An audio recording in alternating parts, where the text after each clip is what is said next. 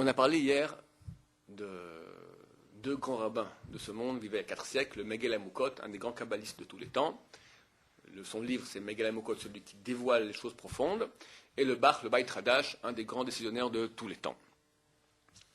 Le Bach était le rav de la ville, et un jour il se promène dans la ville et il voit tout à coup 2 personnes, à l'allure de tzadikim, avec la face rayonnante de lumière, passer rapidement comme ça devant lui. Zip.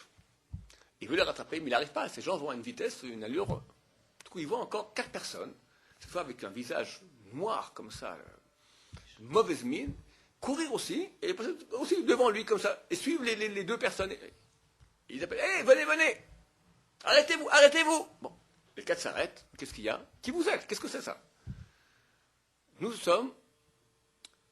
suis Gehazi et ses 3 enfants. Alors, je te ferai une parenthèse pour ceux qui ne sont pas au courant, c'est qui Gehazi et ses 3 enfants. Alors, parenthèse dans l'histoire. C'est marqué dans la Bible, dans le livre des Rois 2. Il y avait un prophète, Eliyahu Hanavi, qui avait un élève qui s'appelait, en français, Élisée, c'est insupportable à entendre, Elisha, d'accord? Elisha Hanavi, Elisha le prophète. Dieu a dit à Eliyahu Hanavi, va et prends comme élève Elisha. Et Eliyahu Hanavi passe près de l'endroit où est Elisha. Elisha se trouve en train de tirer la charrue avec 12 bœufs. Et Eliyahu Hanavi, même pas une parole, lui envoie sa cape comme ça. Elisha comprend le signe tout de suite. Il dit, laisse-moi juste aller embrasser mon père et ma mère, et je viens avec toi. Et Eliyahu Hanavi dit, je t'ai rien demandé. Et il envoie balader carrément, c'est pas... Bon, néanmoins, rapidement, Elisha va dire au revoir à ses parents.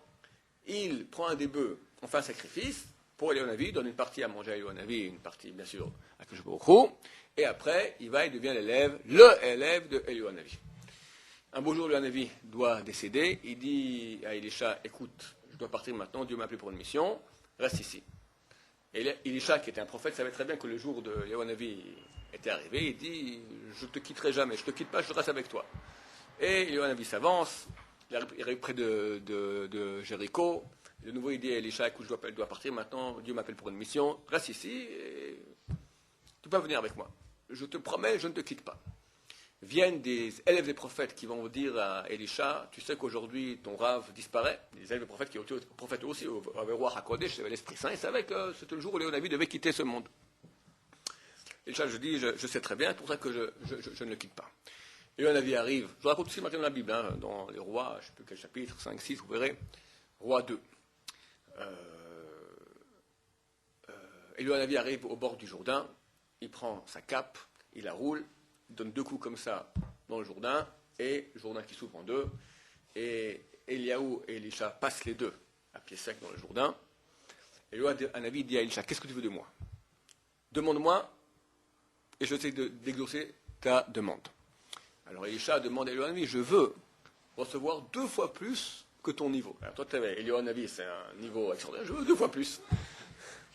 Eliyahu lui répond, je te demande une chose qui est difficile. Mais si tu me vois partir, alors sache que tu as été exaucé. Et tout à coup, Elisha voit un chariot de feu descendre du ciel, dans lequel monte Eliyahu Hanavi. Eliyahu Hanavi est monté comme ça dans le... Alors évidemment, de nouveau, il ne faut pas... On dit un chariot, on s'imagine de voir entendre des chevaux de feu, avec des chariots. On parle maintenant de façon imagée, d'accord? Il y aura qui diront, les extraterrestres diront, non, c'est une soucoupe volante qui est venue, qui a pris Eliyahu Hanavi. Il s'agit maintenant de réalité spirituelle. Si Eliyahu Hanavi a dit à Elisha, si tu peux voir, c'est une chose qu'on ne voit pas. Les communs de mortels ne voient pas.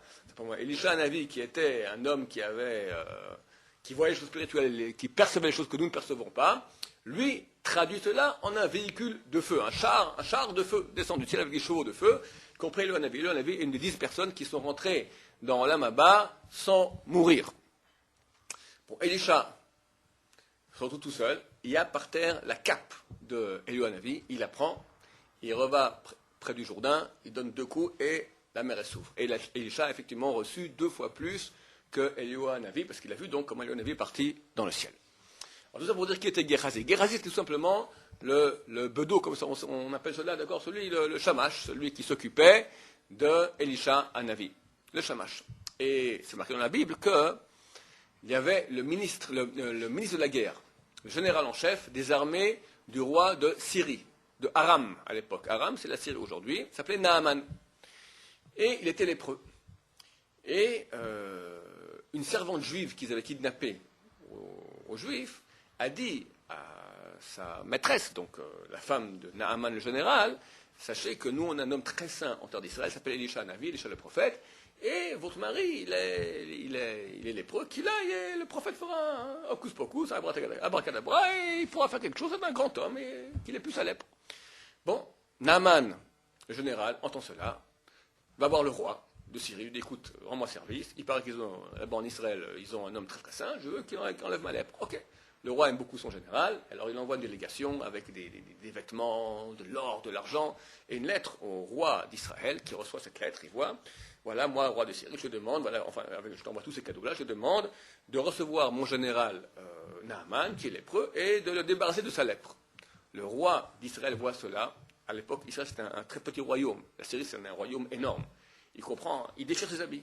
Il dit c'est pas possible, qu'est-ce qu'il veut le roi de Syrie il veut que moi maintenant j'enlève la lèpre à un homme.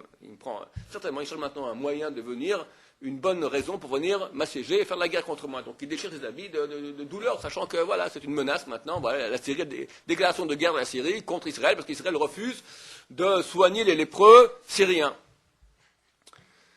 Un homme dit au roi, écoute, on a Elisha Hanavi, le prophète, envoie-le chez Elisha. Chose exécutée, et voici que Naaman arrive avec sa délégation, tous ses chevaux, etc. L'armée arrive dans le bled de Elisha. Le bled. Elisha ne sort même pas de sa maison, lui fait dire, va, trempe-toi 7 fois dans le Jourdain. Naaman entend ça, il est furax. Il dit quoi? Moi, je croyais qu'il se sortirait, il ferait des incantations, il passerait la main sur mon corps, et comme ça, il me ferait passer. Moi, il me dit d'aller tremper 7 fois. Il manque des fleuves de qualité, des rivières meilleures que le Jourdain en Syrie. Ah, je vais me tremper là-bas, ça sera beaucoup mieux. Et il part furieux. Ses esclaves viennent lui dire, écoute, Sa Majesté, Claude, son honneur, le général, c'est un homme saint qui t'a dit, tu perds rien, en route, on passe par le Jourdain pour rentrer en Syrie, il faut passer par le Jourdain, trempe-toi, 7 fois, ok, Naaman accepte. Il se trempe 7 fois dans le Jourdain, il ressort la peau comme une jeune fille de 17 ans, hein, tout beau, tout propre.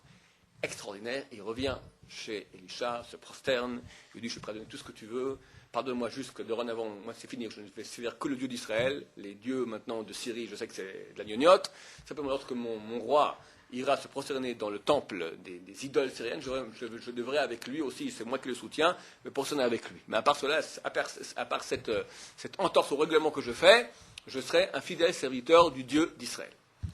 Elisha dit, va en paix, je veux aucun de tes cadeaux, c'est bon. Et Naaman s'en va.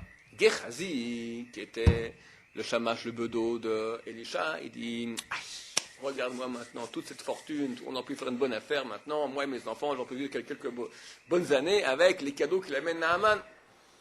Il voit que Elisha a le dos tourné, hop, il va et il rattrape Naaman et sa délégation. Il dit, écoute, Elisha m'a dit, on a deux invités qui viennent d'arriver maintenant, deux élèves de prophètes, ils n'ont rien à manger, donne-nous s'il te plaît quelques costumes, un peu d'argent, parce qu'il faut que je les sustente un peu. Naaman dit avec plaisir, et il va, lui donne un cadeau bien comme il faut. Gehazi revient chez Elisha, je lui dis, où t'as été? Ah, j'étais par-ci, par-là. Tu veux me raconter des histoires? Je vois très bien. Moi, j'ai envoyé, pour qu'il y ait un kiddush Hashem, pour qu'il y ait une sanctification du nom de Dieu, j'ai envoyé comme ça sans rien prendre. Et toi, maintenant, tu vas prendre des choses matérielles. Et maintenant, je décrète que la lèpre de Naaman, elle passe sur toi et tes enfants pour l'éternité. Et voici que Gehazi et ses 3 enfants sont devenus lépreux pour l'éternité. Je reviens en Europe orientale, il y a 4 siècles. Le bar demande aux 4 personnes, c'était 4 personnes noires, qu'est-ce que vous faites là? Qui êtes-vous? Il dit, je suis Gehazi et mes 3 enfants, lépreux. Qu'est-ce que vous faites? Il dit, parmi les punitions que nous avons reçues pour l'éternité, c'est que nous devons toujours poursuivre. On essaye d'accéder, on n'arrive pas. Eliyahu Hanavi et Elisha. Les 2 personnes que tu as vues passer auparavant avec la tête toute éclairée, c'est Eliyahu Hanavi et Elisha. Comme ça, et où ils vont? Gehazi dit, ils vont voir le Megillah Hamukot. Megillah Hamukot? Ok. Viens le bar, voir Megillah Hamukot. Dis-moi Megillah Hamukot. Il paraît que non seulement Eliyahu Hanavi, mais même Eliyahu et Elisha viennent te voir. Et pourquoi ils viennent me voir à moi? Mais Guillaume Mokoto lui dit, écoute, je sais, la question je te l'ai posée avant toi. Sache que c'est marqué dans la Gemara qu'on a le droit, si c'est nécessaire, d'avoir un 64e d'orgueil. C'est vrai, mais le Hanavi ne se dévoile pas à quelqu'un qui utilise même un 64e d'orgueil. Pourquoi? Parce qu'il faut une humilité totale. Toi, étant rab de la ville, tu es obligé, pour assurer ta mission d'être rab de la ville, d'avoir ce minimum d'orgueil.